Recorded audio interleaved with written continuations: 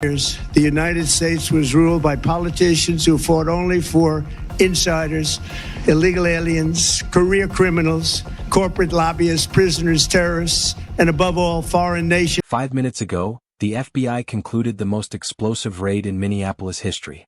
Not a warehouse, not a drug house, not a criminal hideout, a community center. The Al Huda Somali Community Center in South Minneapolis.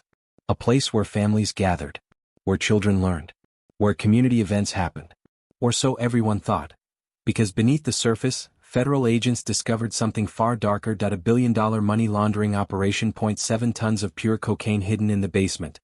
And a corrupt federal official who made it all possible. 237 individuals arrested. $1.2 billion in cash and assets seized. And a criminal network that stretched from Minneapolis to Mogadishu, from the Mexican border to Washington, D.C. This is the story they don't want you to know. This is the truth behind the most shocking federal raid in Minnesota history, and it all started with a single anonymous tip. 2026, 9:17 p.m.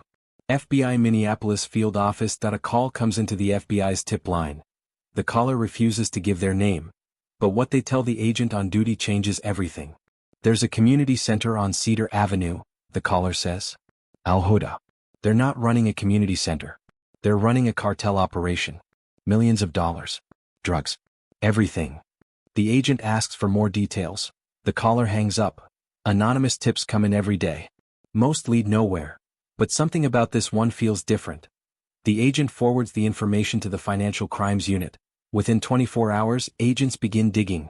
They run background checks on the center's board of directors. They examine financial records. They search for suspicious activity reports filed by banks. And what they find is staggering. December 5, 2024. 7:30 a.m. FBI Financial Crimes Division. Special Agent Rebecca Chin pulls up the financial records for the Al Huda Somali Community Center. The center is registered as a 501 nonprofit organization. It was founded in 2019. It claims to provide cultural services, educational programs, and support for Somali refugees. According to its tax filings, the center receives modest donations. Operates on a budget of approximately $200,000 per year. But Agent Chin notices something suspicious. The center's bank accounts show deposits totaling over $50 million in the past 12 months. $50 million. For a community center that claims to operate on $200,000 per year. The deposits come from dozens of different sources. Shell companies. International wire transfers. Cash deposits just under the $10,000 reporting threshold. Classic money laundering indicators. Agent Chin digs deeper. She examines the center's real estate holdings. The center owns the building where it operates. A large, 3-story structure in the Cedar Riverside neighborhood. But property records show the building was purchased for $4.7 million in cash. A nonprofit community center paid $4.7 million in cash for a building. Agent Chin runs the names of the board members. 5 individuals. Abdirahman Khalif Hassan ***, Chairman. 52 years old. Somali-born. Naturalized U.S. citizen. No prior criminal record. Yasmin Ahmed Osman ***, Treasurer. 47 years old. Somali-born. Naturalized U.S. citizen. No prior criminal record. Ibrahim Mohammed Durai Secretary. 41 years old. Somali-born. Naturalized U.S. citizen. No prior criminal record. Fatuma Ali Abdi, board member. 38 years old. Somali-born. Legal permanent resident. No prior criminal record. Omar Hussein Jama board member. 44 years old. Somali-born. Naturalized U.S. citizen. No prior criminal record. On the surface they're clean. But Agent Chin runs their financial records. And that's when everything unravels. December 6, 2024. 2 p.m. FBI conference room. Agent Chin briefs the case team. She projects the financial records on the screen. Abdirahman Khalif Hassan. Chairman of the Al Huda Community Center. According to his tax returns, he earns $45,000 per year working as a part-time consultant. But in the last 18 months he's purchased 3 homes totaling $6.2 million. He drives a Bentley. He wears a Rolex. He flies first class to Dubai twice a year. His lifestyle doesn't match his reported income. She clicks to the next slide. Yasmin Ahmed Osman. Treasurer. reports an income of $38,000 per year. But her bank accounts show deposits totaling $12 million over the past 2 years. She owns luxury condos in Minneapolis, Phoenix, and Nairobi. She wears designer clothes. She travels extensively. Again, her lifestyle doesn't match her income. Agent Chin continues through each board member. Every single one of them is living far beyond their reported means. This isn't a community center, Agent Chin says. This is a front. And we need to find out what they're hiding. The team begins building a case. December 8, 2024. 6 a.m.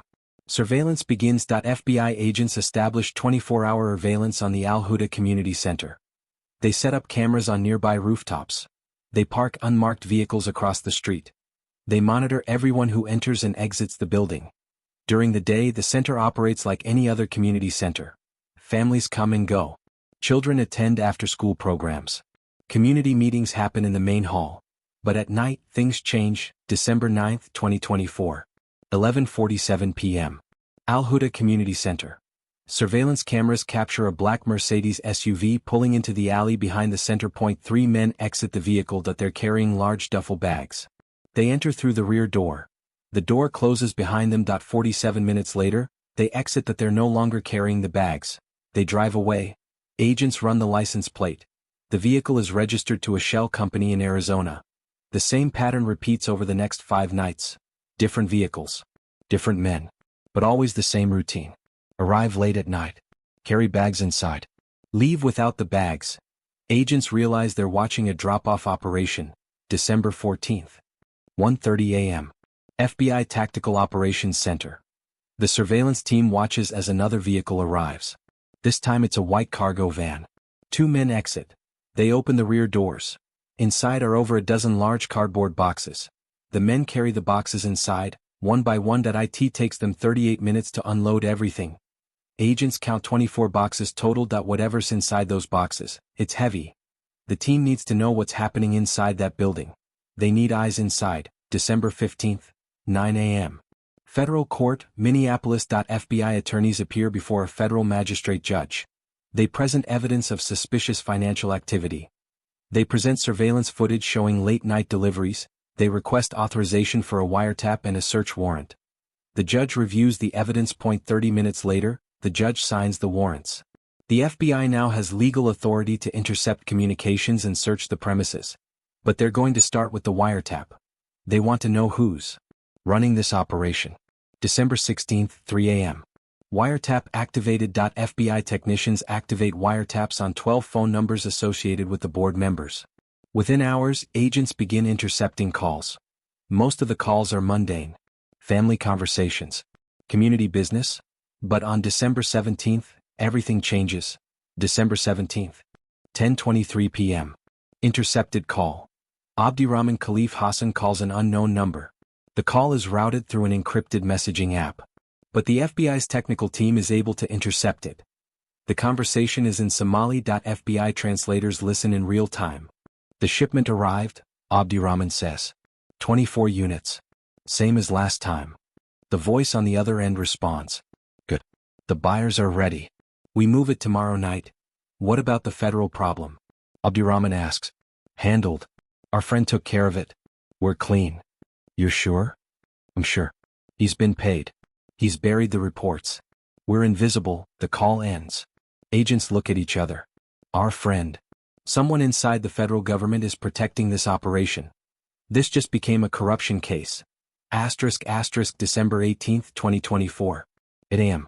FBI headquarters, Washington, D.C. The case is escalated to the director's office. If there's a corrupt federal official involved, this is no longer just a local investigation. This is a matter of national security. The FBI's Internal Investigations Unit is brought in. Agents begin reviewing personnel records for every federal employee who has access to law enforcement databases and investigative files. They're looking for someone with connections to the Somali community in Minneapolis. Someone who could tip off targets about investigations. Someone who could bury reports and make cases disappear. December 19th, 2:17 p.m. The breakthrough. Agents identify a suspect.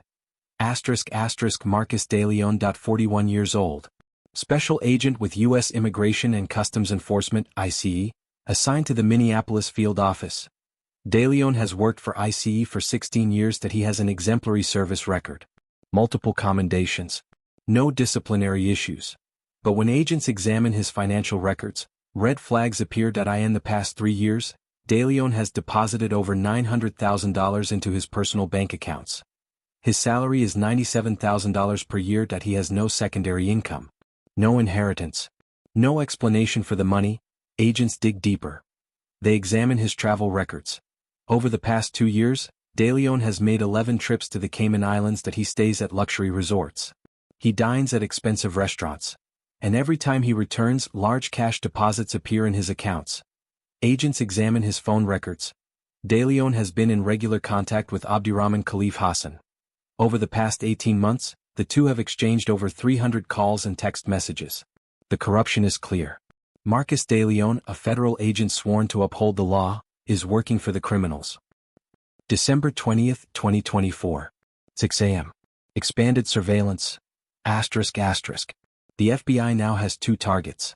The Al Huda Community Center and Marcus De Leon. Surveillance teams are deployed to both locations. Agents monitor De Leon's movements, track his phone, record his conversations, and on December 21st they capture the evidence they need. December 21st, 2024. 7:43 p.m. Intercepted call between De Leon and Hassan. Marcus De Leon calls Abdirahman Hassan. "We have a problem," De Leon says. "What kind of problem?" DA is sniffing around. "They've been asking questions about unusual cash deposits in your area. They're looking at community organizations. Are we on the list?" "Not yet. But you will be if they keep digging." "Can you stop it?" "I can slow it down. I can bury the initial reports. But you need to be careful. Move the product. Clean the cash. And stay quiet for a few weeks." "Understood. The usual payment. Double it this time. This is riskier than before." "Done." The call ends. Agents have everything they need. A federal agent actively obstructing justice, taking bribes, protecting a criminal organization. The decision is made. They're going in. December 23, 2024. 4 a.m. Final briefing. Over 800 federal agents gather at a secure location outside Minneapolis. FBI, IDF, IRS Criminal Investigation, Homeland Security Investigations, NIC, minus Marcus De Leon, who has no idea what's about to happen. Special Agent in Charge David Martinez addresses the assembled teams. At exactly 5 a.m., we execute simultaneous raids on 14 locations across Minneapolis. The primary target is the Al Huda Community Center. We have reason to believe there are significant quantities of narcotics and cash on the premises. We also believe there may be armed individuals inside. Everyone stays sharp. Everyone stays safe. We're also executing arrest warrants for 12 individuals, including the 5 board members of the center. And we're arresting one of our own. Special Agent Marcus De Leon of IC. He's been feeding intelligence to the targets and taking bribes. He's dirty. And today he goes down with the rest of them. This is the largest operation in the history of this field office. We do this right. We do this clean. And we bring everyone home. Let's move. December 23, 2024. 4:58 a.m. Al Huda Community Center. Tactical teams surround the building. Snipers on rooftops. Agents at every exit. Armored vehicles blocking the streets. At exactly 5 a.m. the raid begins. Agents breach the front and rear entrances simultaneously. Flashbang grenades. FBI. Search warrant. Get on the ground. Inside the main hall, 3 men scramble to their feet. They're tackled and cuffed within seconds. Agents sweep through the building. First floor. Offices, meeting rooms, classrooms. Clear. Second floor. Administrative offices, storage. Clear. Third floor. Residential units. 4 individuals found and detained. But the real discovery is in the basement. December 23, 2024. 5:11 a.m. The basement. Agents descend the stairs. The basement is massive. Concrete floors. Industrial shelving. Reinforced walls. And stacked floor to ceiling are boxes. Hundreds of boxes. Agents open the first box.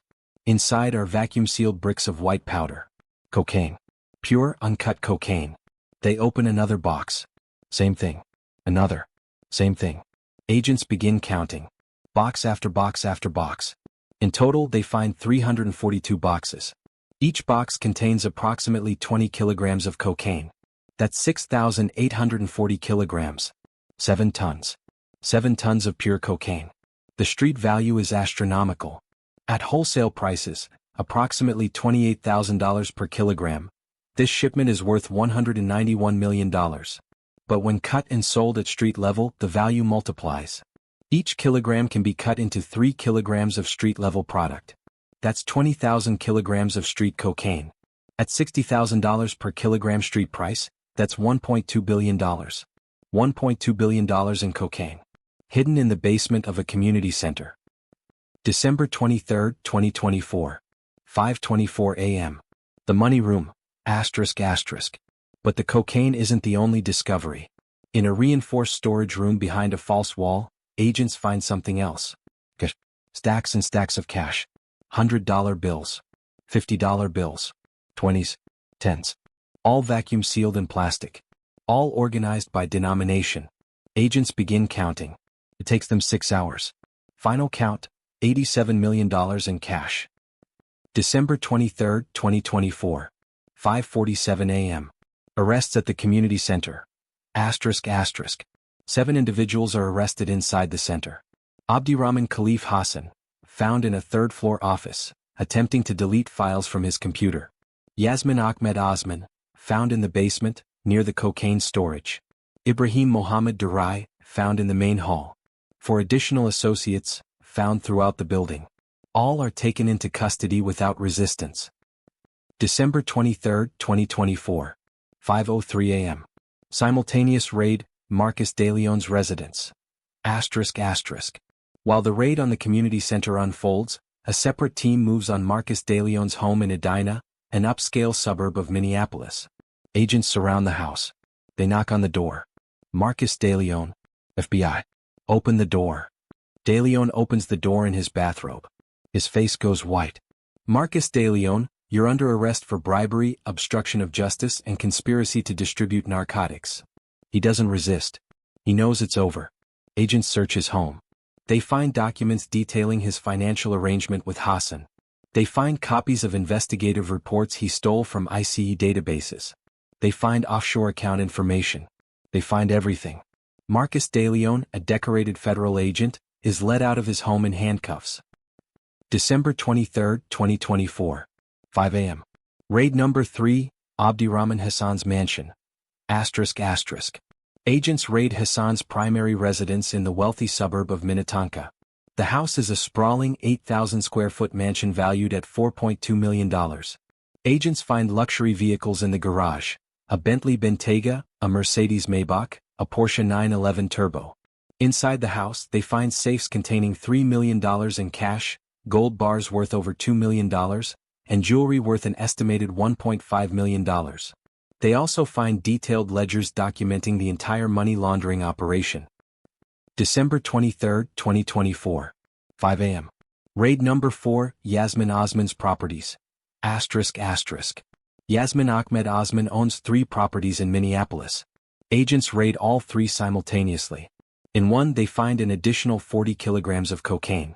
In another, they find sophisticated money-counting machines and ledgers showing cash transactions totaling over $200 million over the past 2 years.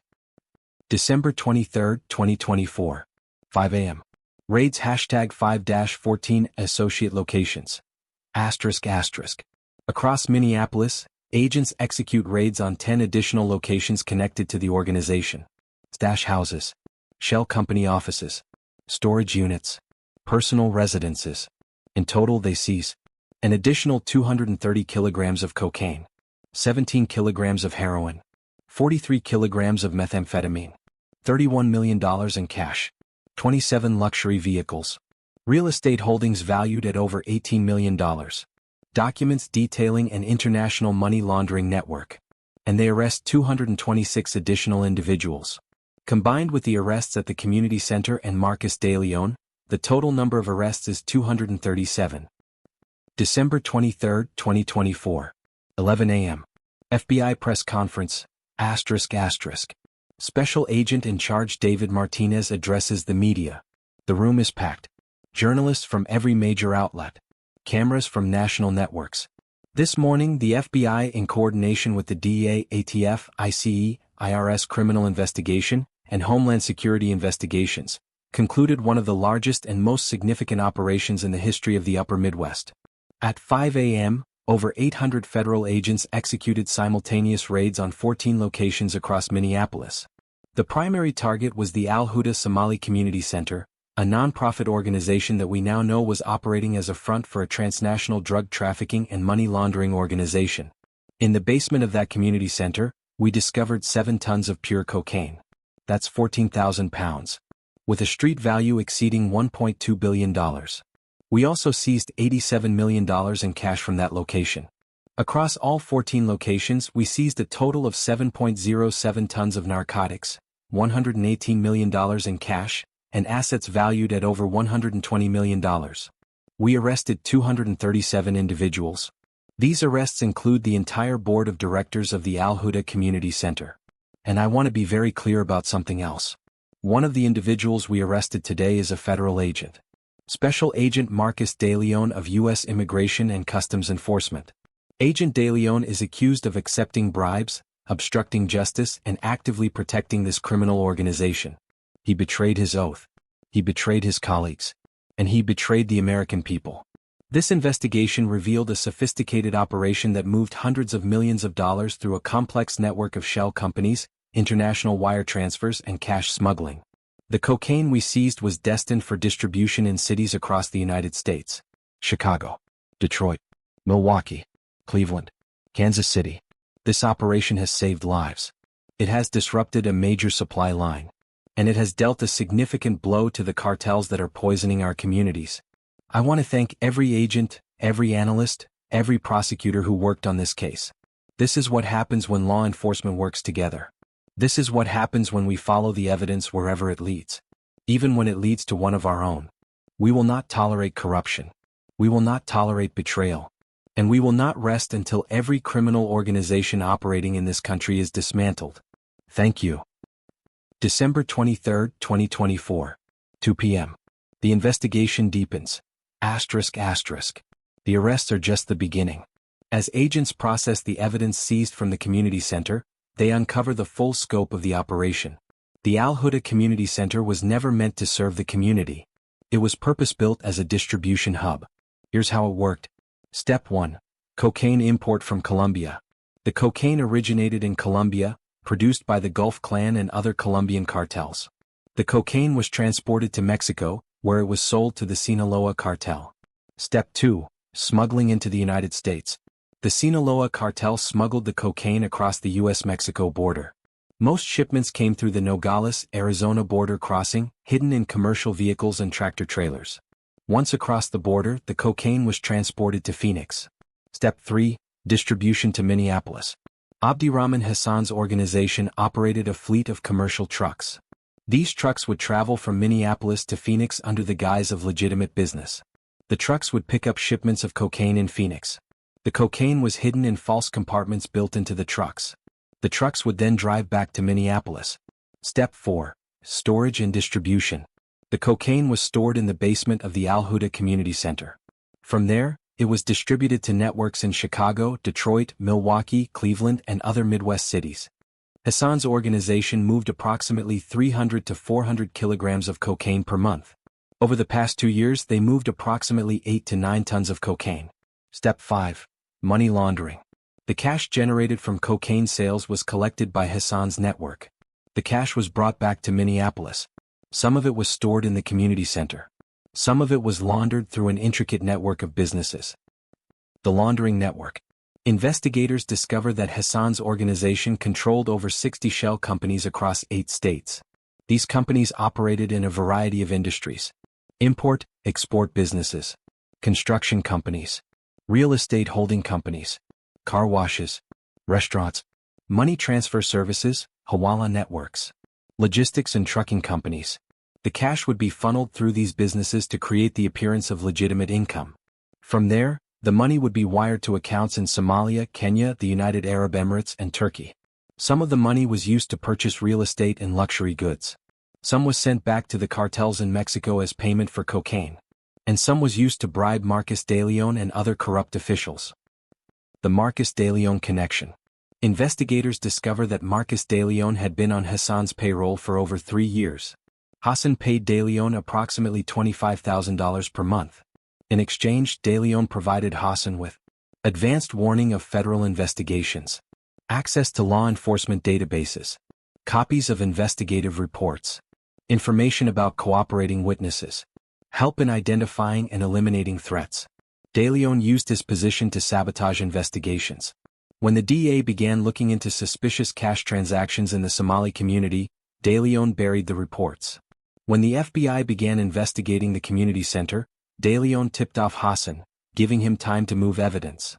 When an informant came forward with information about Hassan's network, De Leon identified the informant and passed the name to Hassan. The informant disappeared 2 weeks later. De Leon didn't just betray his oath. He facilitated murder. December 24, 2024. 9 a.m. Federal Courthouse, Minneapolis. ***. The first wave of defendants appears before a federal magistrate judge. The courtroom is packed. Family members, community leaders, journalists, federal prosecutors. Abdirahman Khalif Hassan is led into the courtroom in shackles. The charges are read. Conspiracy to distribute cocaine. Distribution of cocaine. Money laundering. Racketeering RICO. Operating a continuing criminal enterprise. Conspiracy to commit murder. If convicted on all charges, Hassan faces life in prison without the possibility of parole. His attorney enters a plea of not guilty. Bail is denied. Hassan is remanded to federal custody. One by one, the other defendants are brought before the judge. Yasmin Ahmed Osman, Ibrahim Mohammed Durai, Fatuma Ali Abdi, Omar Hussein Jama. All plead not guilty. All are denied bail. December 24, 2024. 2 p.m. Marcus de Leon's hearing. Marcus de Leon's hearing is held separately, under heavy security. De Leon is led into the courtroom wearing an orange jumpsuit. He avoids eye contact with everyone. The charges are read. Bribery of a public official. Obstruction of justice. Conspiracy to distribute cocaine. Accessory to murder. The prosecutor addresses the court. Your Honor, Marcus de Leon was a federal agent sworn to uphold the law. Instead, he sold his badge to the highest bidder. He took bribes. He obstructed investigations.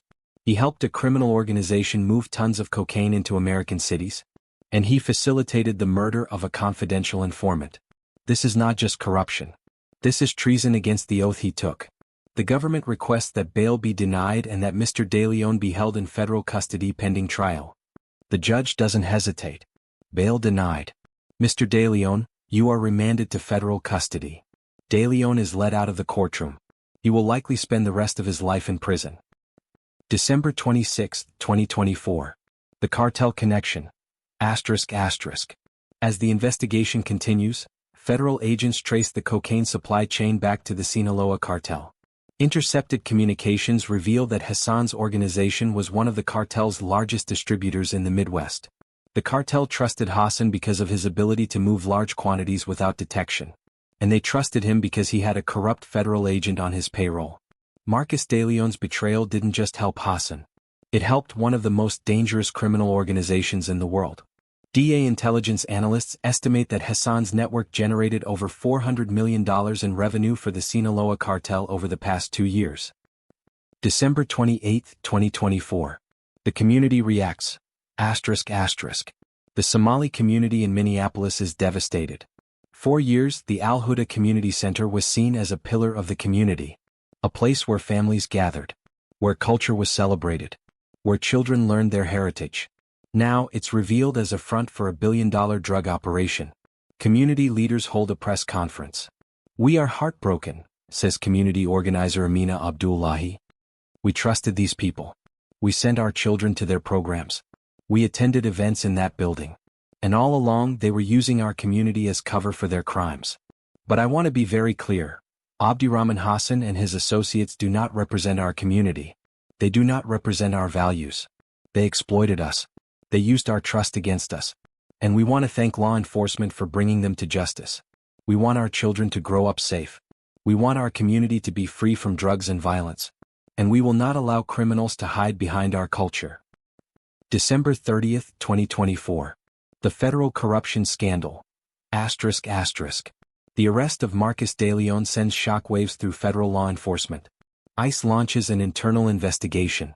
They discover that De Leon was not the only corrupt agent. 2 additional ICE agents in the Minneapolis office are found to have received payments from Hassan's organization. Both are arrested. The scandal prompts a nationwide review of corruption within federal law enforcement agencies.